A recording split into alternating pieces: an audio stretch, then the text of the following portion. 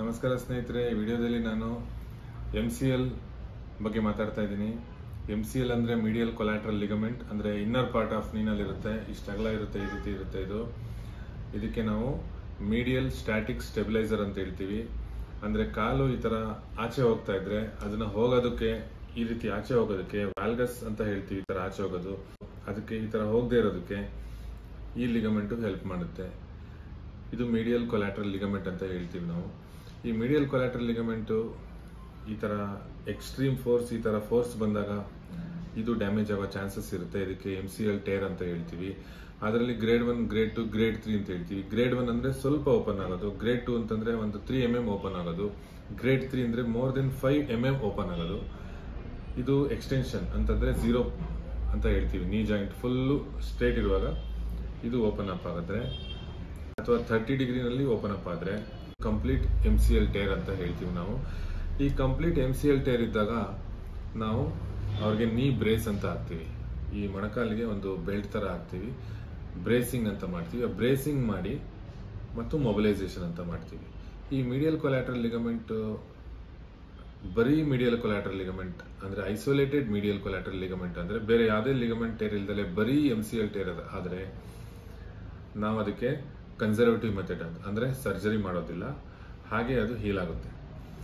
ಆದ್ರೆ MCL tear ಜೊತೆಗೆ ಬೇರೆ ಲಿಗಮೆಂಟ್ ಟೇರ್ ಆದಾಗ, ಫಾರ್ ಎಕ್ಸಾಂಪಲ್ ACL ಮತ್ತೆ MCL ಟೇರ್ ಆಗಿದೆ ಅಂತ ಇಟ್ಕೊಳ್ಳಿ, ಅವಾಗೂ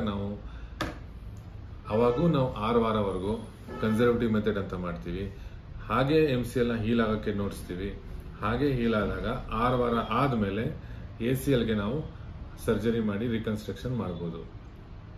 ನಾವು ACL ಆಪರೇಷನ್ ಮಾಡೋ ಟೈಮಲ್ಲಿ ಈ ಸೈಡು ವೀಕ್ ಇದೆ, ಇದು ಸ್ಟ್ರೆಂತ್ ಇನ್ನೂ ಡೆವಲಪ್ ಆಗಿಲ್ಲ, ಅಥವಾ ರೆಸಿಡ್ಯುವಲ್ ಲ್ಯಾಕ್ಸಿಟಿ ಅಂತ ಹೇಳ್ತೀವಿ, ಆ ರೀತಿ ಇದ್ದಾಗ ನಾವು MCL ಗೂ ರಿಕನ್ಸ್ಟ್ರಕ್ಟ್ ಮಾಡ್ತೀವಿ. ಸಪೋಸ್ ಈ MCL ಟೇರ್ ಆಗಿ ಈ ಮೆನಿಸ್ಕಸ್ ಟೇರ್ ಆಗಿದೆ, ACL ಟೇರ್ ಆಗಿದೆ ಅಂತ ಸಂದರ್ಭದಲ್ಲಿ ನಾವು ಅಕ್ಯೂಟ್ ಆಗಿ ಅಂದ್ರೆ ಈ ಮೆನಿಸ್ಕಸ್ಗೋಸ್ಕರ ಬೇಗ ಸರ್ಜರಿ ಮಾಡ್ತೀವಿ. 6 ವಾರವರೆಗೂ ನಾವು ಕಾಯೋದಿಲ್ಲ. ಅದೇ ನಾವು MCL ಟೇರ್ ಜೊತೆಗೆ PCL ಟೇರ್ ಆಗಿದೆ ಅಂತ ಇಟ್ಕೊಳ್ಳಿ, ಅಂತ ಸಂದರ್ಭದಲ್ಲೂ ನಾವು ಅಕ್ಯೂಟ್ ಆಗಿ ಸರ್ಜರಿ ಮಾಡ್ತೀವಿ, ಅವಾಗ ನಾವು ಕಾಯೋದಿಲ್ಲ.